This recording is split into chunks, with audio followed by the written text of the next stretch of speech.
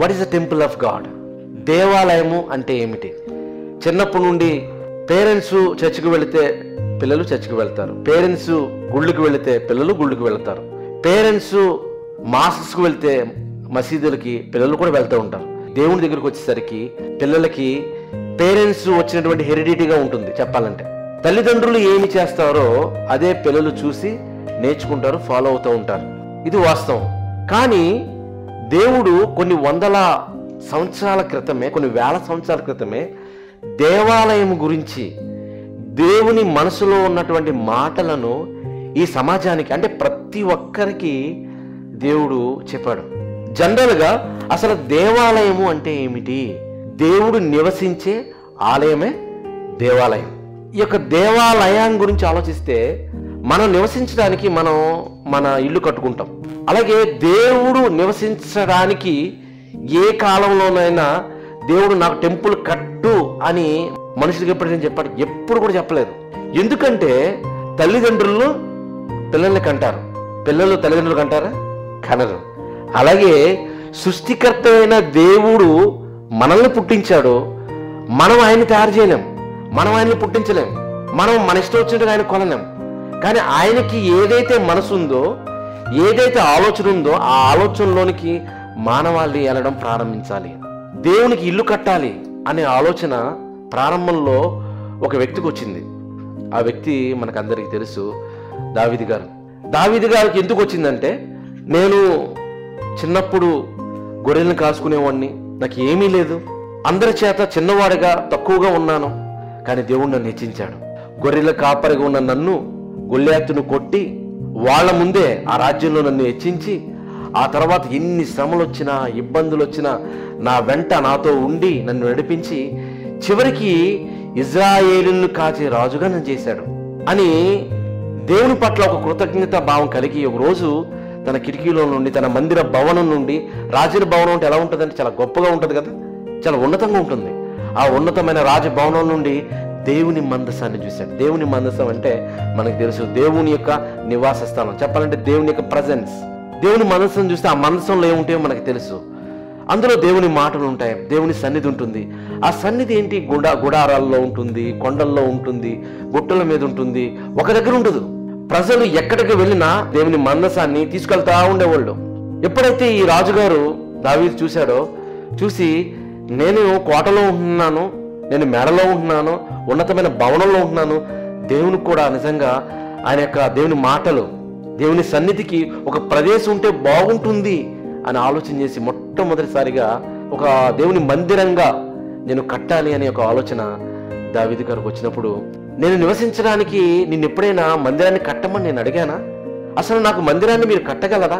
అయినప్పటికీ నువ్వు కట్టాలనుకున్నావు కాబట్టి నువ్వు కాదు కానీ నీ గర్భాన వచ్చే నీ కుమారుడు కడతాడు అని దేవుడు, వాళ్ళు పెట్టిన పిటిషన్ బట్టి మనుషులు శరీర సంబంధంగా ఆలోచిస్తారు కనుక దేవుడు అప్పుడు యాక్సెప్ట్ చేసినట్టుగా కనబడుతుంది. అయినప్పటికీ అందులో దేవుడు చాలా నియమాలు, నిబంధనలు, అసలు ఉంటాడా ఉండడా, అసలు ఎందుకు కట్టాడు, ఎందుకు కట్టమన్నాడు, ఇవన్నిటిని కూడా పాత నిబంధన గ్రంథంలో దేవుడు చెప్పుకుంటూ వచ్చాడు. దేవుడు ఉండే ప్రదేశము, నివసించే ప్రదేశము దేవాలయము అని అనుకుంటే, ప్రారంభంలో దావీదు కట్టాలని అనుకుంటే తను కట్టడానికి వీలు కానప్పుడు తన కుమారుడు సొలొమోను కట్టడానికి ప్రారంభించాడండి. తను కట్టడానికి ప్రారంభించినప్పుడు ఆయన మెజర్మెంట్స్ ఇస్తున్నాడు. మెజర్మెంట్స్ మన ఇల్లు కట్టుకున్నప్పుడు ఎన్నో మెజర్మెంట్స్ ఉంటాయి కదండి. ఎన్ని బెడ్రూమ్స్ ఉండాలి, ఎక్కడ వాష్రూమ్స్ ఉండాలి, ఎక్కడ బేస్మెంట్ ఉండాలి, ఎక్కడ ప్యాటియో ఉండాలి, ఎక్కడ కిచెన్లో ఎక్కడెక్కడ ఏం ఉండాలి, కబోర్డ్స్ ఉండాలని. సో ఎలాగైతే మనకు తగ్గట్టుగా మన ఇల్లును డిజైన్ చేసుకుని మనం ఎలాగైతే కట్టుకుంటామో, దేవునికి కూడా ఇల్లు కట్టాలి అనుకున్నప్పుడు మెజర్మెంట్స్ కావాలి కదండి. మరి మనం కట్టుకునే ఇల్లు చాలా జాగ్రత్తగా కట్టుకుంటాం. ఏ ఇల్లు అయినా సరే 3 అడుగుల ఇల్లు ఉంటుందండి, ఎక్కడైనా ఉంటుందా? ఇంత ఇల్లు ఎక్కడైనా ఉంటుందా? ఉండదు. ఎందుకని? మనం ఎక్కడ ఉంటాం చెప్పండి. కాబట్టి ఎత్తుగానే ఉండాలి. అంటే ఒక మెజర్మెంట్స్ ఎంత పొడవు ఉండాలి, ఎంత వెడల్పు ఉండాలి, ఎంత ఎత్తు ఉండాలి, ఒక మెజర్మెంట్స్ ఎలాగైతే ఉంటుందో, మరి దేవా నువ్వు నివసించడానికి ఒక మందిరాన్ని నేను కట్టాలనుకున్నాను కదా, చెప్పయ్య అన్నప్పుడు దేవుడు ఆయన మెజర్మెంట్ చేస్తున్నాడు. ఒకసారి చూడండి, ఆలోచన చేద్దాం. అపోస్తుల కార్యముల గ్రంథం 7వ అధ్యాయము 48వ వచనం. అయినను ఆకాశము నా సింహాసనము, భూమి నా పాదపీఠము. మీరు నా కొరకు ఎలాంటి మందిరము కట్టుదురు? ప్రశ్న. నా విశ్రాంతి స్థలం ఏది? మనుషులుగా మీరు నాకు మందిరం కట్టాలనుకుంటున్నారు కదా, అసలు నా మెజర్మెంట్ ఏంటో తెలుసా అని అడుగుతున్నారు. ఆయన యొక్క మెజర్మెంట్స్ ఏంటంటే, ఆకాశము నా సింహాసనము. ఈ ఆకాశ మహాకాశాలను కలిగి చేసిన దేవుడు, నేను కూర్చుంటే ఆకాశము నా సింహాసనము, భూమి నా పాదపీఠము.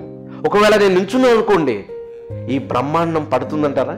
అంత గొప్ప అంటే ఉన్నతమైన శక్తిగా ఉన్న నాకు మానవులు ఈ విశ్వంలో, ఈ భూమి మీద మీరు ఎలాంటి మందిరం నాకు కడతారు? కట్టగలరా అని ప్రశ్నించి, ఇవన్నీ నా హస్తకృతములు కావా అని ప్రభు చెప్పుచున్నాడు. ఏవన్నీ? ఈ భూమి మీద ఉన్న ప్రతీది కూడా నేను కలుగు చేశాను, నేను పుట్టించాను, నాకే మీరు గుడి కడతారా అని చెప్తున్నప్పుడు అక్కడ చివరిలో ఒక మాట ఉంటుందండి. 7వ అధ్యాయము 48 చివరి మాట. ప్రభు ఏమని సెలవిస్తున్నాడంటే, ఇవన్నీ నా హస్తకృతములు కావా అని ప్రభు చెప్పుచున్నాడు అని ప్రవక్త పలికిన ప్రకారము సర్వోన్నతుడు హస్తకృత ఆలయములలో నివసింపడు. అంటే మనుషులు కట్టిన ఆలయాలలో ఆయన ఉండడు, మనుషులు కట్టిన ఆలయాల్లో ఆయన ఉండడు అని ప్రారంభంలో దేవుడు చెప్పాడు. అదే అపోస్తలుల కార్యం గ్రంథము 17వ అధ్యాయం 24వ వచనం 25వ వచనం. జగత్తును అందలి సమస్తమును నిర్మించిన దేవుడు తానే ఆకాశమునకును భూమికిను ప్రభువైనందున, ఆకాశానికి భూమికి ప్రభు అయినందున, సమస్తాన్ని ఆయన నిర్మించినందున హస్తకృతములైన ఆలయములలో నివసింపడు అనే పదం పడిందంటే దాని అర్థం, ఈ భూమి మీద మనుషులు కట్టే ఏ గుడిలోనైనా దేవుడు ఉంటాడా? ఇది నా ప్రశ్న. ఏ గుడిలోనైనా ఉంటాడా? ఉండడు. ఇది కష్టంగానే ఉంటుంది, కానీ ఎందుకు ఉండడో మనకు అర్థమవుతుంది. ఎందుకంటే మనం ఆయన బంధించలేం. ఒకరు బంధించాలని చూసినా, ఒక గుడి కట్టాలని చూసినా ఆయన అందులో ఉండడు, ఆలయములో నివసింపడు అని దేవుడు స్పష్టంగా మానవాళికి సెలవిస్తూ ఉన్నాడు.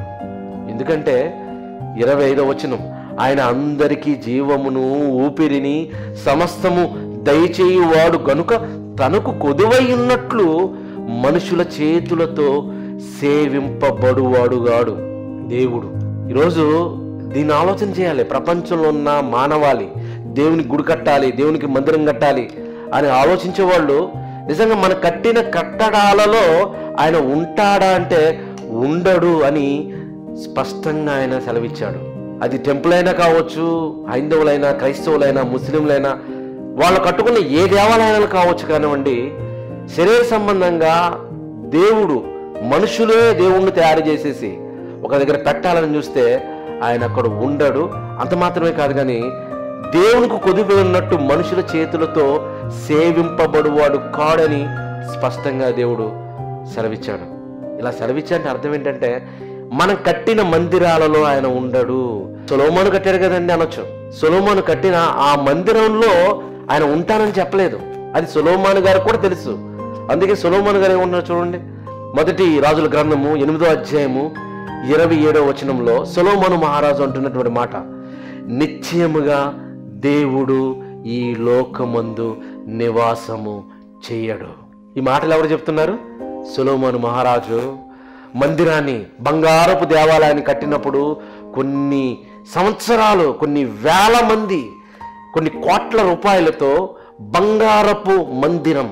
మనం కట్టే మందిరాలు ఎలా ఉంటాయి? సిమెంటుతో, ఇసుకతో, చెక్కతో మనం కట్టే మందిరాలు ఇలా ఉంటాయి. ఆయన ఎలాంటి మందిరాన్ని కట్టాడు? బంగారపు దేవాలయం. బంగారపు దేవాలయాన్ని కట్టిన ఆయన అంటున్నటువంటి మాట చూడండి, నిశ్చయముగా దేవుడు ఈ లోకమందు నివాసము చేయడు, ఆకాశ మహాకాశములు సైతము నిన్ను పట్టజాలవు, నేను కట్టించిన ఈ మందిరము ఎలాగు పట్టును అంటున్నాడండి. ఎలాగు పట్టును అంటే ఈరోజు మందిరాల కోసం మనుషులు ఎంతగా ప్రాకులాడుతున్నారండి.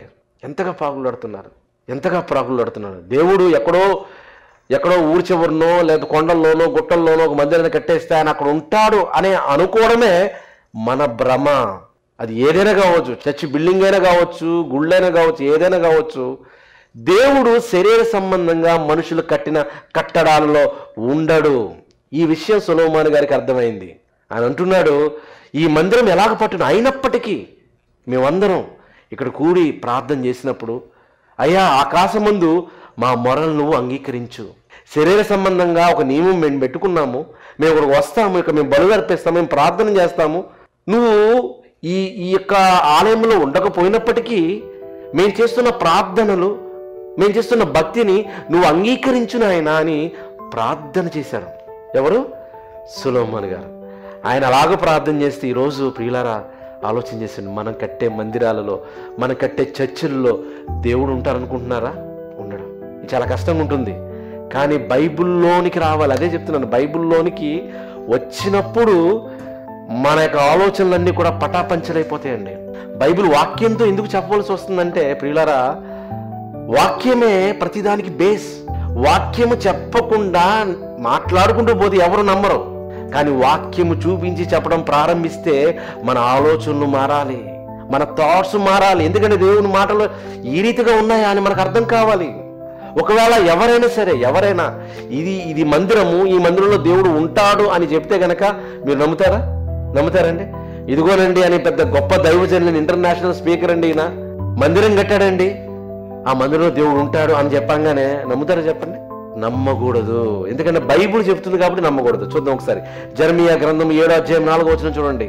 ఈ స్థలము యెహోవా ఆలయము, ఈ స్థలము యెహోవా ఆలయము, ఈ స్థలము యెహోవా ఆలయము మీరు చెప్పుకొనుచున్నారే, ఈ మోసకరమైన మాటలను ఆధారము చేసుకొనకుడి. ఒకసారిగా చెప్పండి, 3 సార్లు చెప్తున్నారు. ఈ స్థలము యెహోవా ఆలయము, ఈ స్థలము యెహోవా ఆలయము, ఈ స్థలము యెహోవా ఆలయము. అంటే శరీర సంబంధమైన కట్టడాల్లో దేవుడు ఉండడు. అయితే చర్చ్ బిల్డింగ్ కట్టుకోవద్దండి అంటారు చాలామంది. కట్టుకోండి, తప్పులేదు, ఎందుకంటే మనం ఉండాలి కాబట్టి కట్టుకోవచ్చు. కానీ అందులో దేవుడు ఉంటాడనుకోవడం అనేది భ్రమ. అందులో దేవుడు ఉండడు.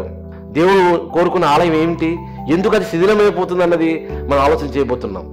కానీ మనము ఈ ప్రపంచ ప్రజలు అనుకున్నట్టుగా మన కట్టే రాతి కట్టడాలలో, రాతి మందిరాలలో, గుళ్ళో దేవుడు ఉండడు.